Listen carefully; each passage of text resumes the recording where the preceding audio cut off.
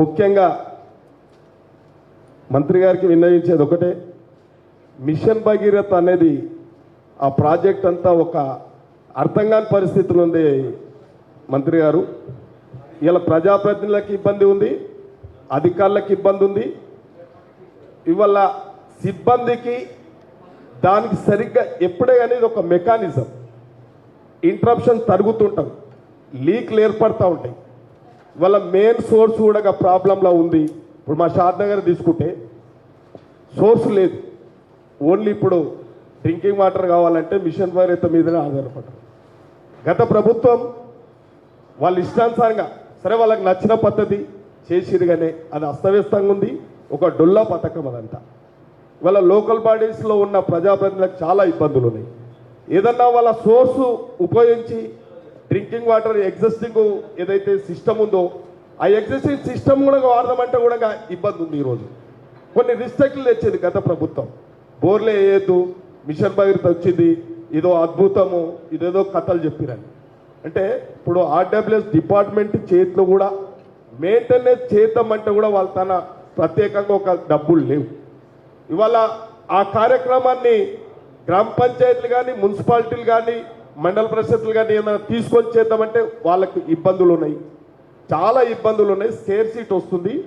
వాళ్ళ మా దగ్గర కూడా ఎన్నోసార్లు నేను ఫస్ట్ టైం వస్తుండగానే ఆర్డబ్ల్యూఎస్ పిలిచే మాట్లాడాల్సి వచ్చింది. కానీ ఇప్పటి వరకు చెప్తారు, పెద్ద గొప్పలు చెప్తారు సార్. ఇప్పుడు గ్రామాలల్లో ఇవ్వాలడు వరకు కూడా ఎన్నో తండలు నోచుకోలేయాల మిషన్ భగీరథ వస్తుందని చెప్పి. ఇవాళ మేము వచ్చినాక కూడా తమరు కూడా తెలుసు, స్పెషల్గా ఇప్పుడు మనం డ్రింకింగ్ వాటర్ కూడా డబ్బులకి చేయాల్సి వస్తుంది. కాబట్టి ఆ పర్మిషన్లన్నా ఆ రిస్ట్రిక్షన్ సడలింపు చేయండి. లోకల్ బాడీస్లలో వాళ్ళు ఎవరు సోర్స్ ఉంటే వాళ్ళు తప్పకుండా డ్రింకింగ్ బోర్లు వేసుకుంటారు, ఎగ్జిస్టింగ్ పైప్ లైన్స్ ఉన్నాయి, ఎగ్జిస్టింగ్ ట్యాంక్స్ ఉన్నాయి, వాడుకుంటారు. మిషన్ భగీరథ అనేది మెయింటెనెన్స్ కాదు.